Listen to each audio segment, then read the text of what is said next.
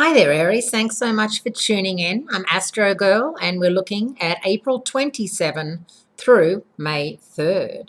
And the times are changing, and this is a week when Mercury, the planet of communication and clear thinking, moves into Gemini, which it's going to be there for an extended time.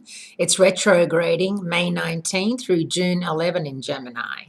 So, although it sounds like a long way away, as you know, whenever Mercury retrograde strikes, whatever can go wrong will go wrong. So really try to get your ducks in a row before May 19. On Thursday, April 30th, Mercury moves into Gemini. If you're someone who likes their information to be delivered in short, detailed sound bites, you're in luck. Because once Mercury goes retrograde, it will be acting that way. Mercury has home field advantage in Gemini, and this planet sign combination puts the focus on whatever is current and trendy and makes communication easy, outgoing and sociable.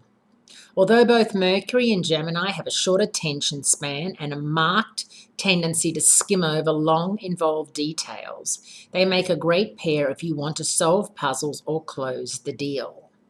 On Sunday, May 3, the Scorpio full moon brings the week to a rousing close with a fixed square to Jupiter.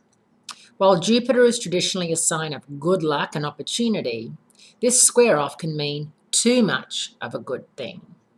Be on the lookout for overreactions. Be on the lookout for spending money you don't have and trying to fix or solve something that isn't fixable right now. On the other hand, it can also be a time for a 1 in a million opportunity.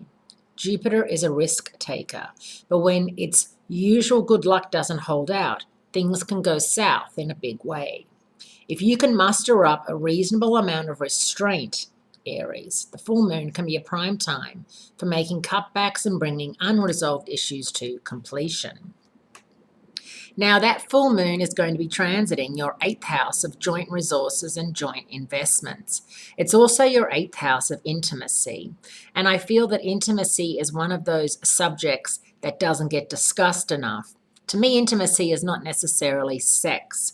To me, intimacy is being with someone who makes you feel comfortable, someone who will hold your hand, someone who will open the door for you, someone who will, you could sort of tell anything to, especially if it's within a partner.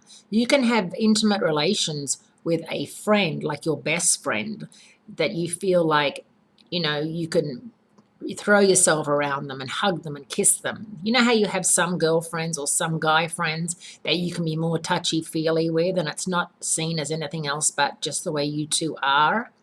To me, that's intimacy. To me, that's like, if someone can cry in front of you, if someone can say that this is really, I'm in a really bad spot here, and you can offer advice and comfort, that is an intimate relationship. But when it comes to you and your other half, I feel like a lot of my clients say that after a certain amount of time, when the whiz-bang, thank you, ma'am, when the sex thing has worn off, that the intimacy quickly disappears, and it's very upsetting.